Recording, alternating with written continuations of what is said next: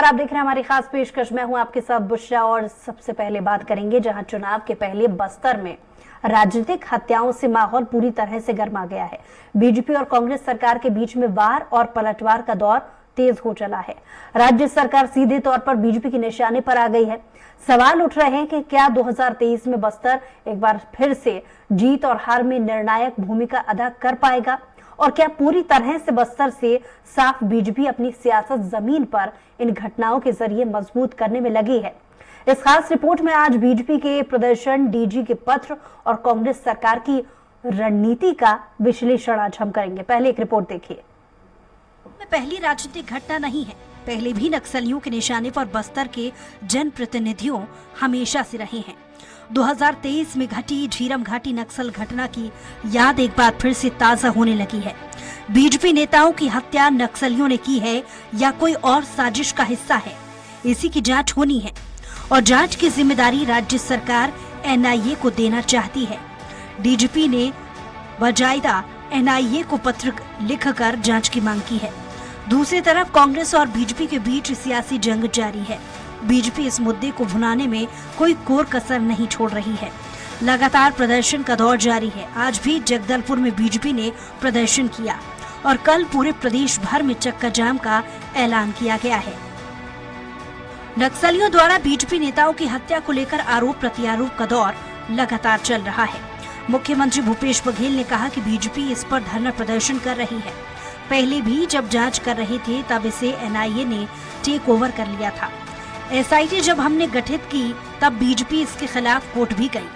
अब आगे की घटना को देखते हुए डीजी ने एनआईए के महानिदेशक को इसकी जांच को लेकर पत्र लिखा है, ताकि जो बीजेपी कह रही है जांच ठीक से नहीं हो रही वो हो जाए। देखिए, भारतीय जनता पार्टी अभी जो 3 नक्सली हमला हुए और जिसके कारण से मौतें हुई, उसके बारे में उनको लगता है कि जांच है वो ठीक ढंग से नहीं हो रहा है और वो लोग धरना प्रदर्शन भी कर रहे हैं। पहले भी जब हम लोग जांच कर रहे थे तो एनआईए सीधा टेक ओवर कर ली थी और हम लोग कोर्ट में, मतलब वो लोग कोर्ट भी, हम जो एसआईटी वगैरह गठन किए उसके खिलाफ कोर्ट भी गए। वहीं दूसरी ओर डीजीपी द्वारा एनआईए को पत्र लिखे जाने और बीजेपी नेताओं की हत्या को लेकर पूर्व मुख्यमंत्री डॉक्टर रमन सिंह की भी प्रतिक्रिया आई है। उन्होंने कहा है कि एक बार फिर से मुख्यमंत्री का दोहरा चरित्र सामने आया है। हमारे 4 नेताओं की निर्मम हत्या हुई है, इस पर सरकार ने कोई कदम नहीं उठाया। जनप्रतिनिधियों की सुरक्षा वापस किया जा रहा है, यहाँ तक कि वो अपनी जान का खतरा बताकर पत्र लिखते हैं। इसके बाद भी पुलिस सुरक्षा नहीं दे पाई। अब डीजी एनआईए को पत्र लिख रही है। झीरम की घटना के समय मनमोहन सिंह प्रधानमंत्री थे, उस दौरान एनआईए जांच तय हुई थी। आज अचानक मुख्यमंत्री के मन में एनआईए के प्रति मोह जागृत हो गया। अपना पल्ला झाड़ने के लिए आज एनआईए जांच की बात कह रही है। डीजी का पत्र अब जा रहा है कि एनआईए से जांच कर लें। मैं भूपेश बघेल से प्रश्न करना चाहता हूं कि जब झीरम घाटी की घटना को लेकर बार बार आरोप प्रत्यारोप लगाने वाले भूपेश बघेल, जिसमें बार बार कहा गया कि एनआईए जांच कैसे करेगी, सरकारी एजेंसी है, केंद्रीय एजेंसी है, जबकि एनआईए जांच झीरम घाटी में कांग्रेस के प्रधानमंत्री मनमोहन सिंह के रहते तय हुआ। फिलहाल इन तमाम राजनीतिक उठापटक के बीच ये सवाल उठ रहा है कि क्या वाकई में बस्तर में हालात जनप्रतिनिधियों के अनुकूल नहीं है। रायपुर से स्वराज एक्सप्रेस के लिए हेमंत शर्मा की रिपोर्ट। तो चलिए इसी मुद्दे पर चर्चा के लिए आज हमारे साथ मौजूद हैं स्टूडियो से कांग्रेस प्रवक्ता धनंजय सिंह ठाकुर और बीजेपी नेता अशोक बजाज जी। बहुत स्वागत है आप दोनों का ही। सबसे पहले अशोक बजाज जी, आपसे मेरा सीधा सवाल कि झीरम हमले में राजनीतिक साजिश से एनआईए का जो इनकार है उस पर कितना यकीन है आपको? सवाल इस बात का नहीं है, सभी एजेंसियों पर विश्वास है, लेकिन कांग्रेस की नीयत क्या है? कांग्रेस जब पहले एनआईए जांच घोषणा हुई थी उस समय झीरम के समय, तब इन्होंने विरोध किया था, संदेह किया था, कई प्रकार के प्रश्न उठाए थे। आज 4 हमारे बड़े नेताओं की एक महीने में हत्या हो गई।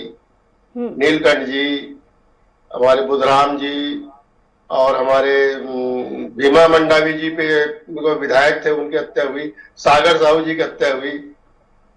इसके बाद सरकार ने कोई गंभीरता दिखाई है ऐसा लगता नहीं है। सरकार ने इतनी बड़ी घटना को लाइटली लिया है। सरकार की तरफ से अभी तक नक्सलियों को धर पकड़ कर न कोई उपाय किया गया, ना इनको सुरक्षा के परिवार के लोगों को सुरक्षा देने की कोई योजना बनी है, ना कोई अन्य नेताओं जिनको धमकी मिल रही है उनको कोई सुरक्षा मुहैया कराया जा रहा है।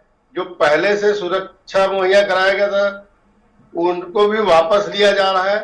तो आखिर इस कांग्रेस की नीयत क्या है कि कांग्रेस क्या चाहती है कि वहां भारतीय जनता पार्टी के नेता काम मत करें? क्या भारतीय जनता पार्टी के कार्यकर्ता वहां गांव तक न पहुंचे और ये चुनाव करा ले? यही कांग्रेस की नीयत है, ऐसा लग रहा है हमें। ठीक है, वर्णिका शर्मा जी भी हमारे साथ नक्सल एक्सपर्ट हैं, उनसे भी हम राय लेने की कोशिश करेंगे। बहुत स्वागत है आपका वर्णिका जी। वर्णिका जी, एनआईए की जो रिपोर्ट है उसको लेकर जो राजनीतिक माहौल है छत्तीसगढ़ में इस वक्त गरमाया हुआ है, आपकी क्या टिप्पणी है इस पर? जी देखिए, माओवादियों के द्वारा ये जो लगातार वारदात हो रही है और लगातार ये बड़ी बड़ी वारदातों को अंजाम देते आ रहे हैं।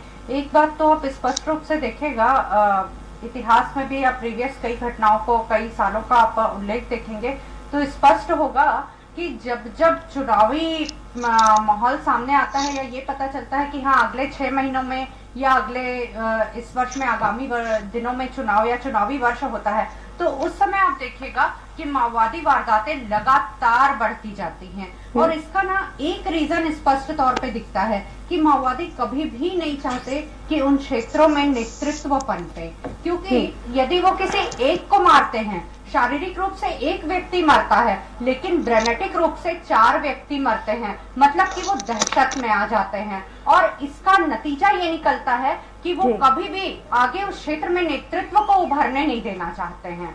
बेसिकली उनको दहशतगर्दी पनपानी होती है। ठीक है वर्णिका जी, और साथ में अशोक जी को भी आपने अभी तक धनंजय जी सुना। सीधा सवाल आपसे भी यही कि झीरम हमले में राजनीतिक साजिश से इनकार पर एनआईए की जो रिपोर्ट है उस पर आपकी क्या टिप्पणी है? देखिए, सबसे पहली बात तो बता देना चाहता हूं आपको कि झीरम घाटी जो एक राजनीतिक षड्यंत्र हत्याकांड था वो पूरी तरीके से परिलक्षित हो रहा था। जिस प्रकार से परिवर्तन यात्रा की सुरक्षा में कटौती की गई, क्योंकि उस सुरक्षा यात्रा में प्रदेश के जो नामी जो नेता थे वो शामिल थे। ऑलरेडी विकास यात्रा में डॉक्टर रमन सिंह चल रहे थे, उसे पुख्ता सुरक्षा दिया गया था, लेकिन परिवर्तन यात्रा की सुरक्षा में कटौती किया गया। और उस दौरान देखेंगे बहुत सारी ऐसी बातें सामने आई जिसकी षड्यंत्र की ओर इशारा करता है। और हमारी दौरान केंद्र सरकार थी तो एनआईए जांच की बात हमने हमारी केंद्र सरकार ने शुरुआत किया, लेकिन 4 महीने बाद जब सत्ता का परिवर्तन होता है, छत्तीसगढ़ में डॉक्टर रमन सिंह जी मुख्यमंत्री बनते हैं, क्योंकि झीरम घाटी कांड के बाद जो कांग्रेस के शीर्ष नेताओं की शहादत हो गई और हमारे सुरक्षा कर्मियों की शहादत हुई, उसके बाद लाभ किसको मिला? डॉक्टर रमन सिंह मुख्यमंत्री बने, शपथ डॉक्टर रमन सिंह यहाँ पे, और केंद्र में नरेंद्र मोदी की सरकार बनी। तो एनआईए की जांच को प्रभावित करने का काम किसने किया? छत्तीसगढ़ में डॉक्टर रमन सिंह ने किया और केंद्र में नरेंद्र मोदी की सरकार ने किया। हमने तो घोषणा पत्र में सार्वजनिक घोषणा किया था कि एसआईटी की जांच के लिए हम यहाँ पे कमेटी गठन करेंगे, और जब हम जांच आयोग के कार्यकाल को बढ़ाए उसमें 8 नए बिंदु जोड़े ताकि आपराधिक षड्यंत्र का खुलासा हो, जो अपराधी उसमें है उसको सजा मिले। तो भाजपा नेता धर्मनाथ कौशिक न्यायालय चले जाते हैं कि जांच आयोग की रिपोर्ट को रोका जाए, जांच आयोग को रोका जाए, और एनआईए से हम फाइल मांगते हैं तो एनआईए फाइल नहीं देता है। लेकिन जब एक एफआईआर पे एसआईटी जांच की बात होती है तो वही एनआईए आता है और फिर जांच की बात करती है कि नहीं एसआईटी जांच नहीं करेगा, हम जांच करेंगे। पहली बात तो हम तो उस बात को स्वीकार करते हैं कि राजनीतिक षड्यंत्र हत्याकांड था और जांच को प्रभावित रमन भाजपा की सरकार ने किया था। आज भाजपा नेता कह रहे हैं कि छत्तीसगढ़ में टारगेट किलिंग हो रहा है, हमारी सरकार के द्वारा जांच कराई गई, इसमें भाजपा के नेता विश्वास नहीं कर रहे हैं। सदन में भाजपा के प्रदेश अध्यक्ष अरुण साहू जी और सांसद बोलते हैं कि टारगेट किलिंग हुआ है।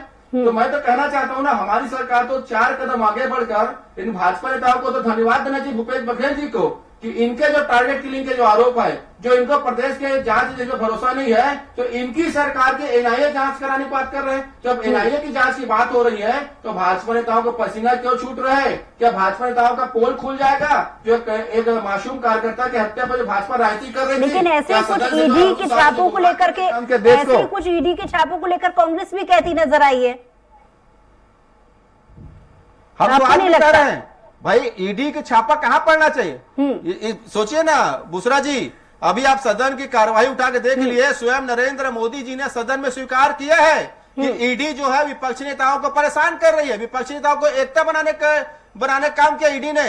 तो ये तो स्वीकार किया देश के प्रधानमंत्री ने कि ईडी, हालांकि ये मुद्दे से अलग बात है, लेकिन एक उदाहरण के तौर पर मैं आपसे पूछना चाह रही थी। चलिए एकदम स्पष्ट पूछ लेते हैं, अशोक जी से सवाल पूछ लेते हैं कि जांच एजेंसियों पर सवाल उठाना कितना सही है? अशोक जी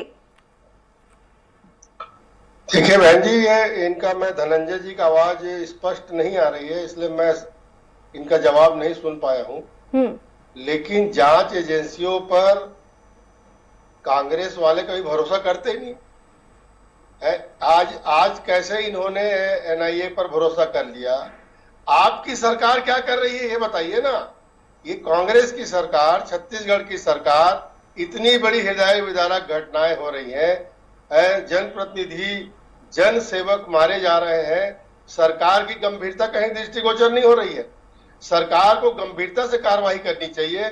और आप जिन एजेंसियों पर उंगली उठाते थे, उन्हीं एजेंसियों पर आप खपल रहे एक प्रकार से कि आप कर लो, जांच कर लो। तो एक कांग्रेस सरकार की नीयत क्या है ये समझने की जरूरत है। इतनी हत्याएं हो गई, आने वाले समय में और क्या स्थिति कितनी भयावह होगी इसकी कल्पना करना बहुत मुश्किल है।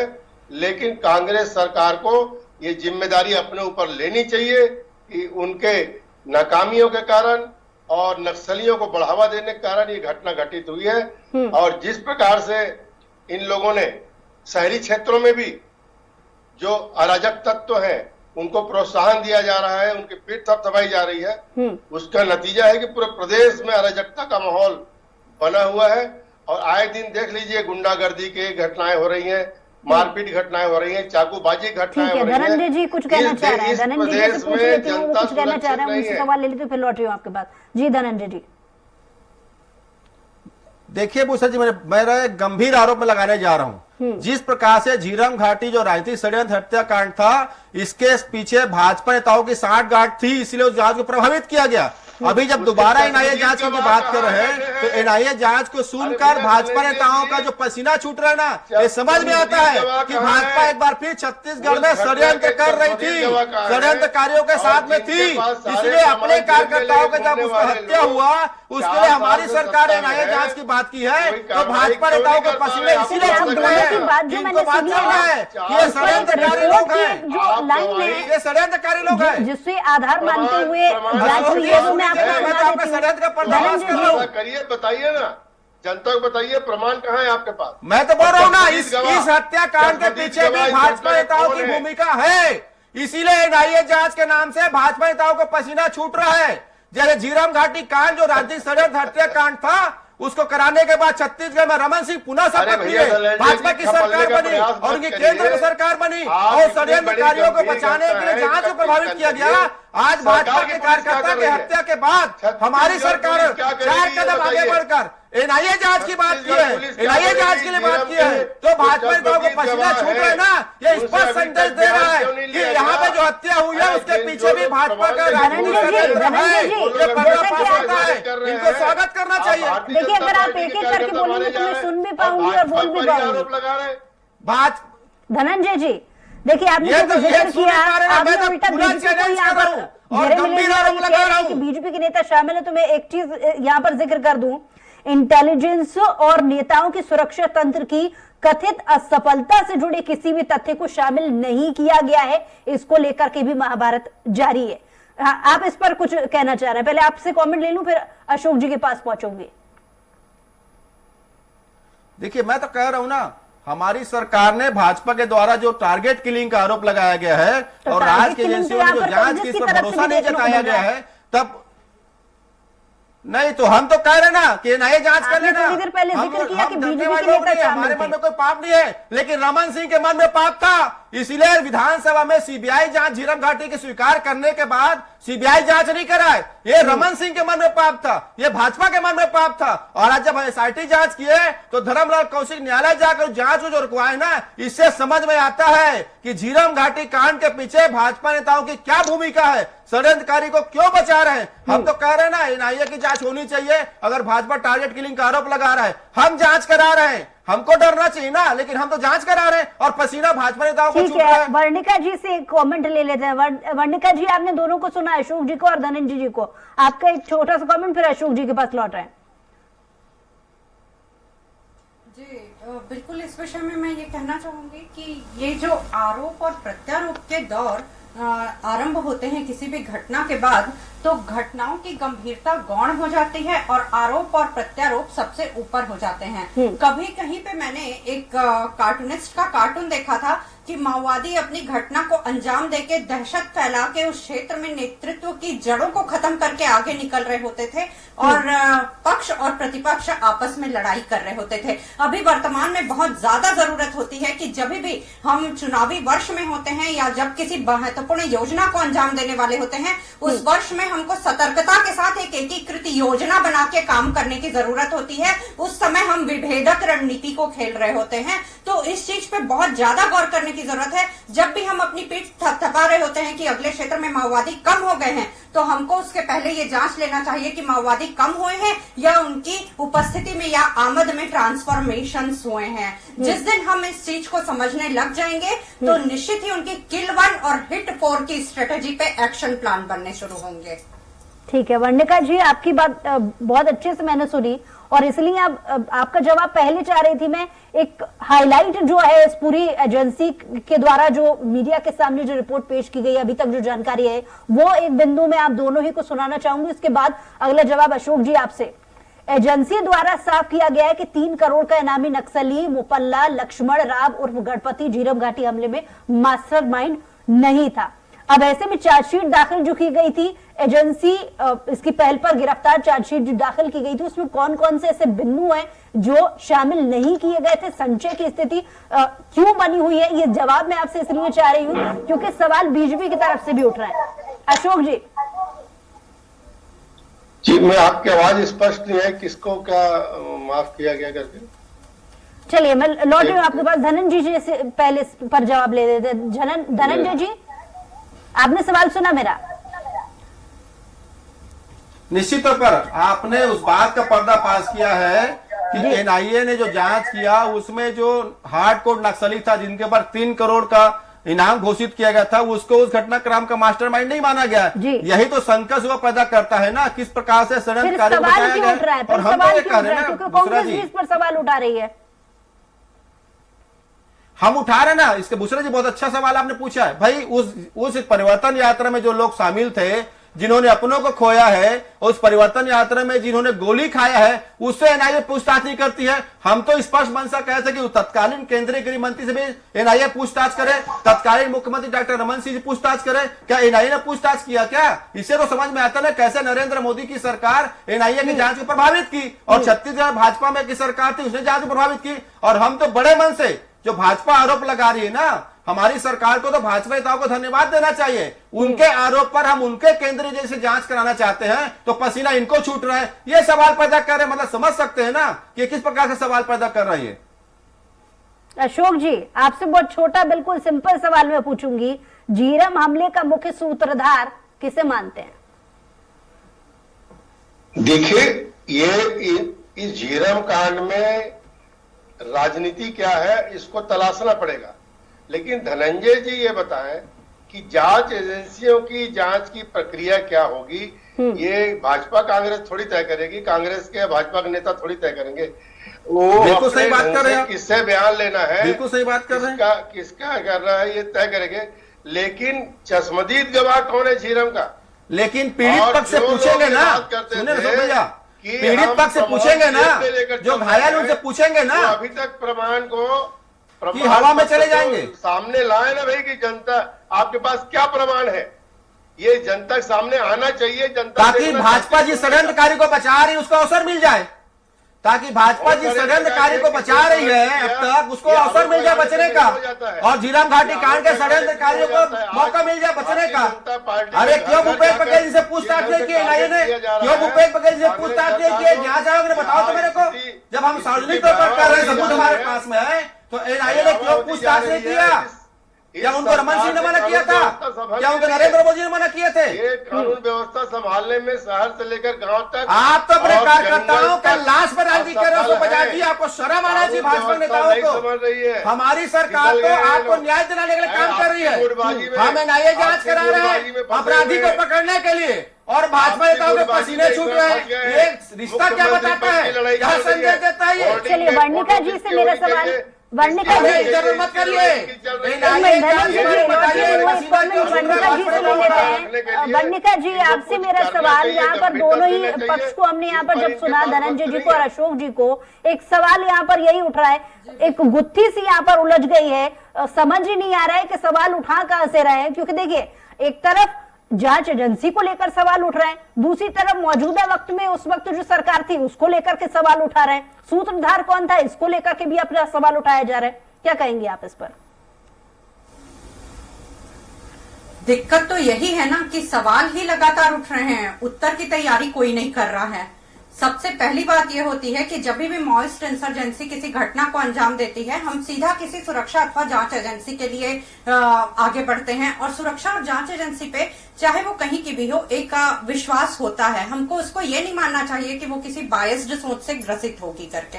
सबसे पहली बात तो ये होती है। दूसरी बात ये हो जाती है कि जब भी किसी घटना के प्रति हम किसी जांच एजेंसी पे भरोसा करके यहाँ लाते हैं तो निश्चित ही वो अपना काम कर रही होती है, परंतु हमको यानी कि केंद्र और राज्य सरकार को समेकित होकर एकीकृत रणनीति पे कोई काम और तुरंत ही एक्शन प्लान की ओर बढ़ना चाहिए है, ना कि इधर आरोप और प्रत्यारोप वाले रास्ते को अख्तियार करना चाहिए है उस समय पे। धनंजय जी लास्ट कमेंट। देखिए मुझे ऐसा लगता है कि जो वर्णिका शर्मा जी हैं वो पता नहीं क्या किस विषय में बोलना चाहती, मैं तो नहीं समझ पाया।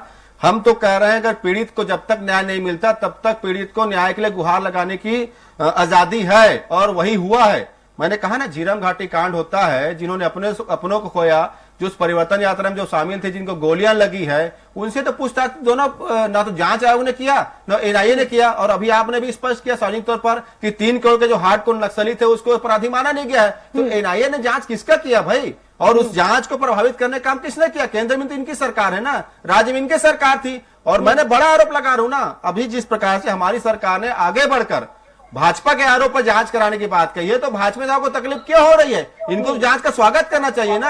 आप पता है कि जांच में भरोसा नहीं कर रहे हैं, केंद्र में आपकी सरकार है उसकी। धनंजय जी जो अभी तक आपने जवाब दिया है ना, उसमें आपकी बातों से एक बात साफ है कि जो जांच का दायरा उसे आपकी ओर से यानी कांग्रेस की तरफ से और बढ़ाने को लेकर के जोर दिया जा रहा है। तो आप क्या चाहते हैं? आप कांग्रेस की तरफ से स्टैंड क्या है कि इस जांच को लेकर के और क्या आगे कदम उठाए जाने चाहिए? देखिए भारतीय जनता पार्टी जिस प्रकार से अपने कार्यकर्ता के लाश पर राजनीति कर रही है ना, इनको अपने कार्यकर्ताओं खोने का गम नहीं है। सदन में जिस प्रकार से सर्वोच्च सदन में अरुण साहू जी देश को गुमराह करने काम की है, टारगेट किलिंग की बात की है, वो सर्वोच्च सदन है, तो निश्चित तौर पर दूध का दूध और पानी का पानी होना चाहिए ना। हमारी जांच एजेंसी ने कहा पूरी तरीके नक्सल घटना है, ये मानने को तैयार नहीं है। ठीक है भाई, आपने आरोप लगाया, हम आपके आरोप को स्वीकार करते हैं और एनआईए जांच करेगा, दूध का दूध पानी का पानी होगा ना। इनको तकलीफ किस बात की हो रही? क्या इसको लगता है कि एनआईए जब जांच करेगा तो जांच की जो दायरे में भाजपा नेता आ जाएंगे? क्या ऐसा इनको लगता है? क्या अपराधी तो पकड़े जाएंगे ना? तकलीफ किस बात की है? ये तो वो लोग हैं जो जांच को रुकवाने चाहते थे। इधर धनंजय की तरफ से ये आरोप भी इसके पहले भी लगा था कि केंद्र क्यों इसे स्पष्ट तरीके से साफ नहीं कर रही है और जांच का दायरा क्यों नहीं बढ़ा रही है। ठीक है धनंजय जी, यही सवाल है। अशोक जी जवाब दीजिए। जी बिल्कुल अशोक जी, आप ये बताइए कि इस घटना को छत्तीसगढ़ सरकार गंभीरता से क्यों नहीं ले रही, नंबर 1। दूसरा, इन घटनाओं की पुनरावृत्ति और न हो इसके लिए एहतियाती क्या कदम उठाई है सरकार? सरकार कहीं गंभीर नहीं है। ये इनके मंत्री, इनके संगठन सब आपस आप में मानते हैं कि टारगेट किलिंग का जो भाजपा आरोप लगा रही झूठा है? होल्डिंग टारगेट किलिंग का भाजपा झूठा और राजनीतिक आरोप लगा रही है, मानते हैं आप? जी बहुत शुक्रिया अपनी बात को रखने के लिए धनंजय जी, आपका भी बहुत शुक्रिया। यह जवाब दे पाएंगे, फंस गए भाजपा। कमी है, इसलिए इस डिस्कशन को हमें यहीं रोकना होगा। और वर्णिका जी, आपका भी बहुत शुक्रिया अपनी बात को रखने के लिए। और इसी के साथ ही हमारी खास पेशकश में इतना ही। कुछ और खबरों के लिए देखते रहिए स्वराज एक्सप्रेस।